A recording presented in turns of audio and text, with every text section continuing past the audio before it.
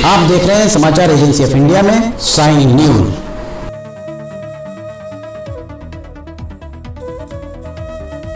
जय माता दी। आप देख रहे हैं देश की पहली डिजिटल न्यूज एजेंसी समाचार एजेंसी ऑफ इंडिया की साई न्यूज। साई न्यूज के धर्म प्रभाग में आपका स्वागत है। अब हम आपको माता दुर्गा के 5वें स्वरूप स्कंद माता जी की कथा के बारे में विस्तार से बताने जा रहे हैं। आप इसे ध्यान पूर्वक सुनिए और धर्म लाभ लीजिए। आइए सुनते हैं स्कंद माता जी के बारे में। नवरात्र का 5वां दिन माता के स्कंद माता स्वरूप की करें आराधना, पाएं मनोवांछित फल। जानिए स्कंद माता की पूजा विधि, कथा, भोग, मंत्र आदि के बारे में विस्तृत जानकारी। आप देख, सुन और पढ़ रहे हैं समाचार एजेंसी ऑफ इंडिया की साई न्यूज के धर्म प्रभाग में विभिन्न जानकारियों के संबंध में। नवरात्रि चाहे वह शारदेय हो वासंतेय, हर नवरात्र के 5वें दिन स्कंद माता की आराधना की जाती है। भगवान शिव और माता पार्वती के पुत्र कार्तिकेय को स्कंद के नाम से भी जाना जाता है। भगवान स्कंद को माता पार्वती ने प्रशिक्षित किया था, इसलिए माता दुर्गा के 5वें स्वरूप को स्कंद माता कहते हैं। स्कंद माता का नाम 2 शब्दों से मिलकर बना है, स्कंद व माता, और इसका अर्थ होता है स्कंद की माता। स्कंद का अर्थ है कार्तिकेय, जो कि महादेव और माता पार्वती के पुत्र हैं। माता का अर्थ है माँ, और इसी प्रकार स्कंद माता माता पार्वती का ही एक रूप है। अगर आप जगत जननी माता दुर्गा की आराधना करते हैं और अगर आप माता दुर्गा जी के भक्त हैं, तो कमेंट बॉक्स में जय भवानी, जय दुर्गा अथवा जय काली माता लिखना न भूलिए। वहीं एक पौराणिक कथा के अनुसार कहते हैं कि एक तारकासुर नामक राक्षस था, जिसका अंत केवल शिव पुत्र के हाथों की संभव था। तब मां पार्वती ने अपने पुत्र स्कंद, जिन्हें कार्तिकेय के नाम से भी जाना जाता है, को युद्ध के लिए प्रशिक्षित करने के लिए स्कंद माता का रूप लिया था। स्कंद माता से युद्ध प्रशिक्षण लेने के बाद भगवान कार्तिकेय ने तारकासुर का अंत किया था। जानिए स्कंद माता को किन नामों से भी जाना जाता है। स्कंद माता हिमालय की पुत्री पार्वती हैं। इन्हें माहेश्वरी और गौरी के नाम से भी जाना जाता है। पर्वत राज हिमालय की पुत्री होने के कारण पार्वती कही जाती है। इसके अलावा महादेव की पत्नी होने के कारण इन्हें माहेश्वरी नाम दिया गया और अपने गौर वर्ण के कारण गौरी कही जाती है। माता को अपने पुत्र से अति प्रेम है। यही कारण है कि मां को अपने पुत्र के नाम से पुकारा जाना उत्तम लगता है। मान्यता है कि स्कंद माता की कथा पढ़ने या सुनने वाले भक्तों को मां संतान सुख और सुख संपत्ति प्राप्त होने का वरदान देती हैं। अब जानिए मां स्कंद माता की कथा। मां स्कंद माता की 4 भुजाएं हैं।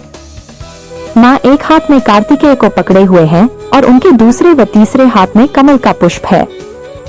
अपने चौथे हाथ से स्कंद माता अपने भक्तों को आशीर्वाद देती हैं। स्कंद माता की सवारी एक शेर है। स्कंद माता विशुद्धि चक्र की अधिष्ठात्री देवी हैं।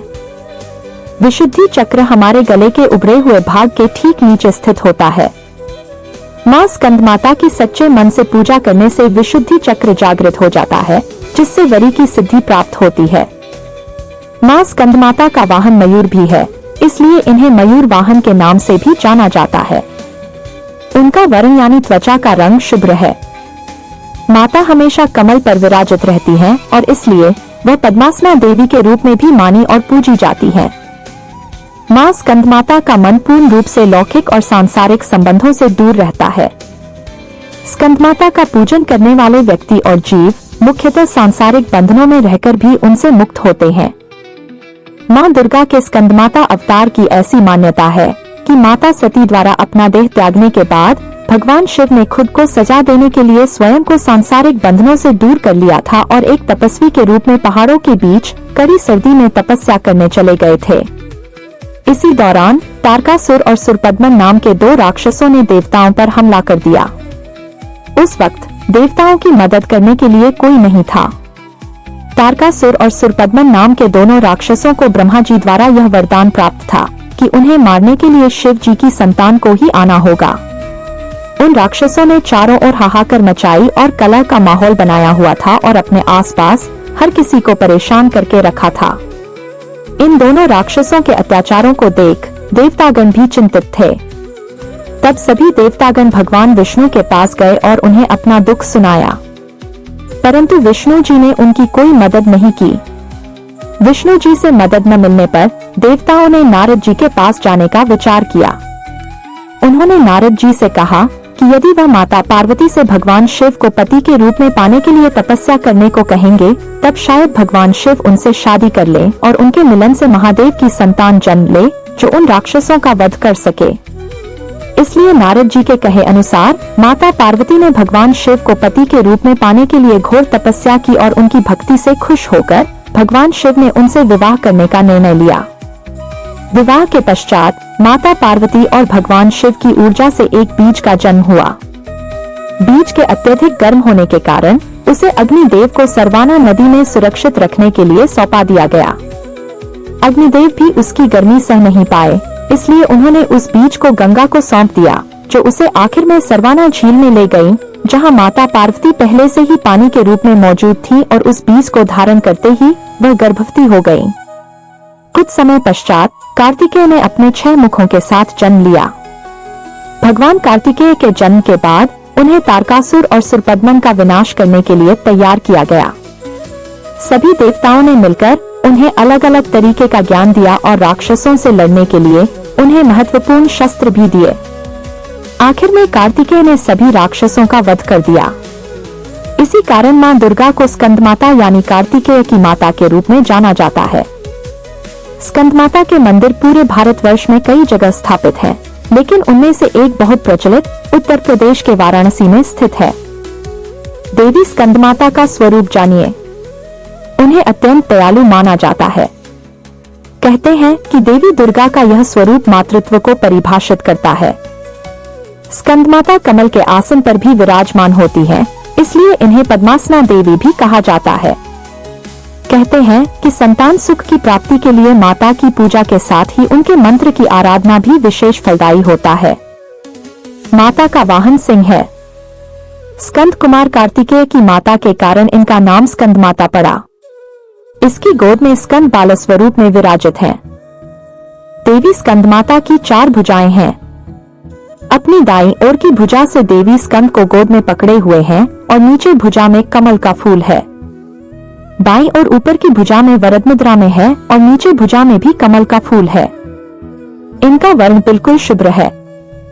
कमल पर विराजमान होने के कारण इन्हें पद्मासना भी कहा जाता है। जानिए स्कंदमाता को क्या भोग पसंद है। स्कंदमाता को पीले रंग की वस्तुएं सबसे प्रिय हैं। इसलिए उनके भोग में पीले फल और पीली मिठाई अर्पित की जाती है। आप इस दिन केसर की खीर का भोग भी मां के लिए बना सकते हैं। विद्या और बल के लिए मां को 5 हरी इलायची अर्पित करें और साथ में लौंग का एक जोड़ा भी चढ़ाएं। पीले रंग के महत्व के बारे में जानिए विस्तार से। स्कंदमाता की पूजा में पीले या फिर सुनहरे रंग के वस्त्र पहनना शुभ माना जाता है। मां का श्रृंगार पीले फूल से करें और मां को सुनहरे रंग के वस्त्र अर्पित करें और पीले फल चढ़ाएं।